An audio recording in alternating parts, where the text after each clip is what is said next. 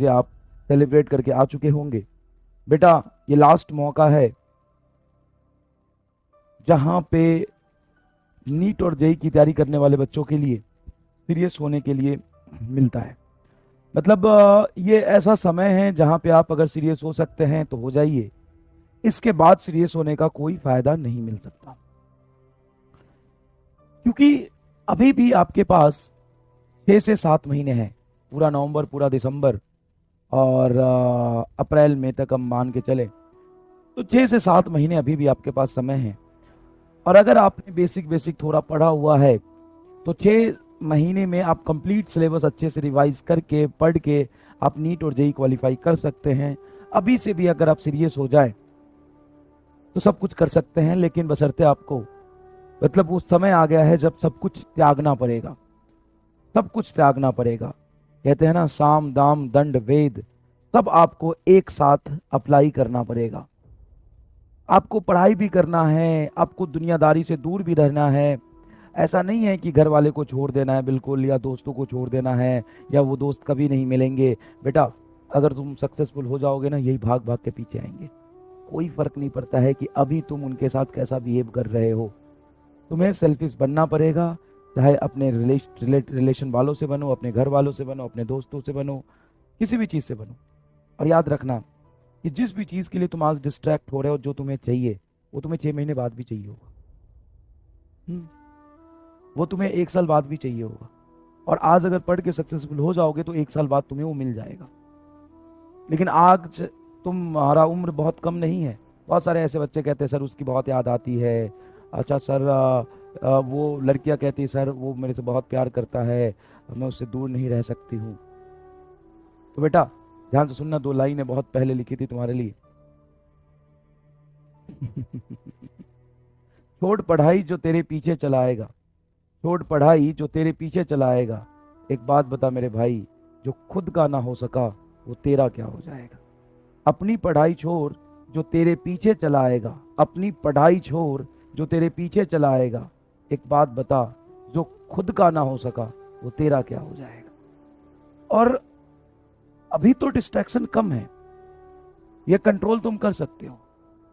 लेकिन आज से 2 साल बाद, 3 साल बाद, जब सारे तुम्हारे दोस्त रिलेशन में होंगे, अच्छे कॉलेजेस में होंगे, अच्छा जॉब कर रहे होंगे, उनकी शादी हो चुकी होगी कईयों की, और कईयों की अच्छी गर्लफ्रेंड होगी, तब कैसे कंट्रोल करोगे। तो जैसे जैसे उम्र बढ़ता जाता है ना, तो और डिस्ट्रैक्शन ऐड होते जाते हैं और कंट्रोल करना मुश्किल होता है बाद में। मतलब तुम जब 22 साल, 24 साल, 23 साल के होगे तो उस समय डिस्ट्रैक्शन कंट्रोल नहीं होगा, अभी कंट्रोल हो सकता है ना।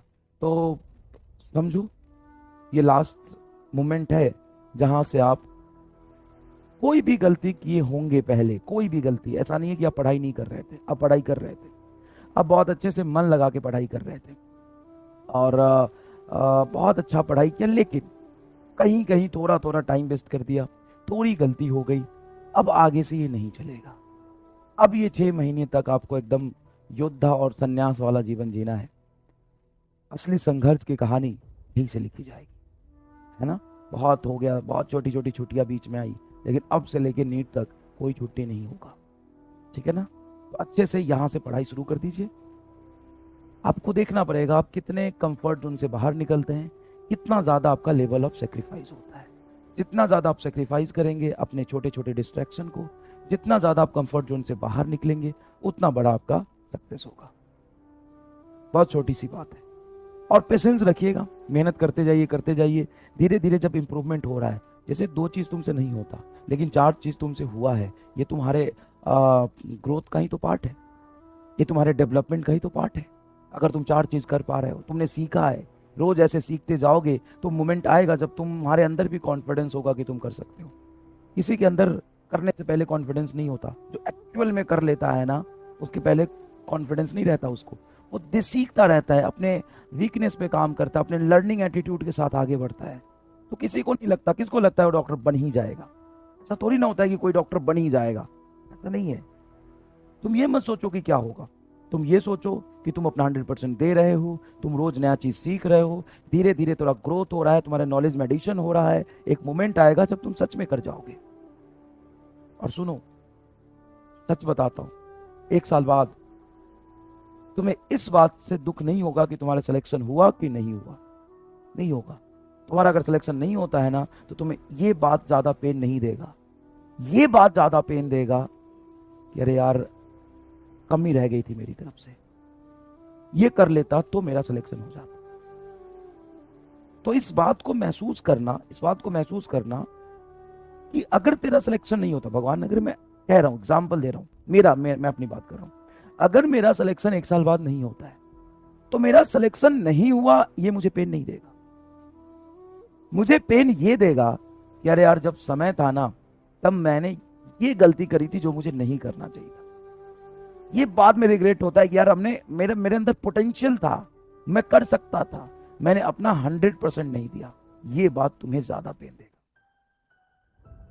कि मैं कर सकता था यार, ये बहुत इजी था, मैं इतने से रह गया, मैं कर सकता था, और मैंने ये गलती करी, ये गलती करी, ये गलती करी, इसलिए मेरा नहीं हुआ। ये पूरे लाइफ आपके साथ घूमता रहेगा।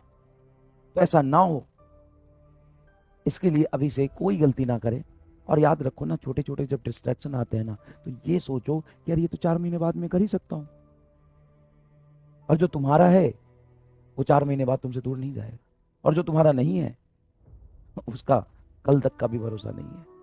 तो अपना समय खराब मत करो, है ना। बहुत ऐसा आएगा जाएगा और आएगी जाएगी। अपनी पढ़ाई छोड़, जो तुम्हारे पीछे चला आएगा, अपनी पढ़ाई पीछे चला आएगा। एक बात बता, जो खुद का ना हो सका